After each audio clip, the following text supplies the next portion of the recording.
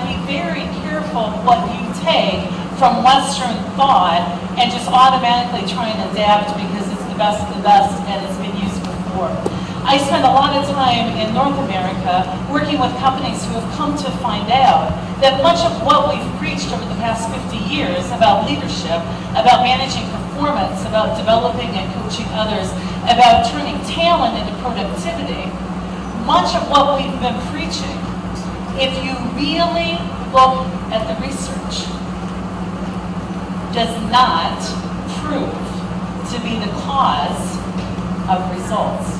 So what I do in the United States is most often go around and interrupt people's thinking. People come to conferences to hear new and innovative ideas, to really get their thinking challenged. And that's what I want to do for you today, is challenge your thinking about what we've traditionally talked about as leadership. Because what we're finding from our research is much of the things we told you about leadership and the techniques aren't actually working, and they won't work for the new reality that you're seeing as far as what global populations will look like, what next generation populations will look like.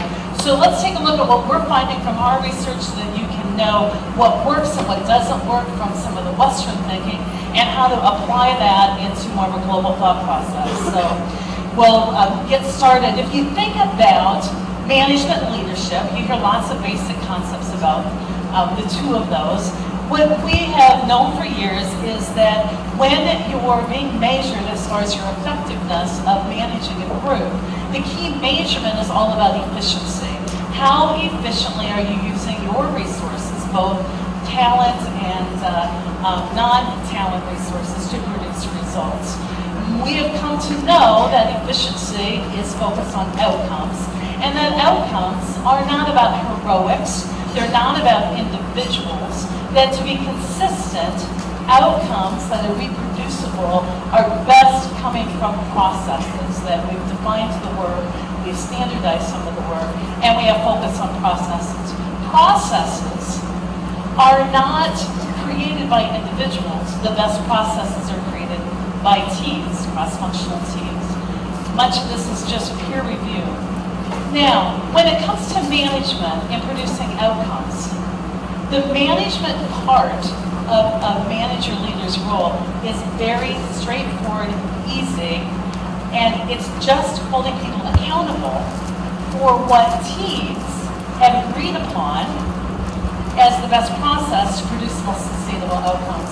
What we find, especially where we've gone wrong in the States, is that people are over-managing and under-leading. They are spending way too much time trying to buy people's willingness to be accountable to the processes when it should just be a non-negotiable. Let me give you an example of that. Dress code in a hospital organization is not about a managerial preference for what you look like.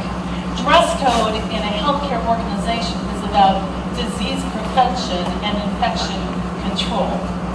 So when someone comes to show up for work, present to their workplace, and they don't have closed-toed shoes on, it is not about counseling somebody and coaching them on how they can get better at showing up in dress code. It is simply holding people accountable to what the processes are, the policies and procedures. Now, hold that in your minds for just a moment, because the other part of all of our work as leaders is to build loyalty.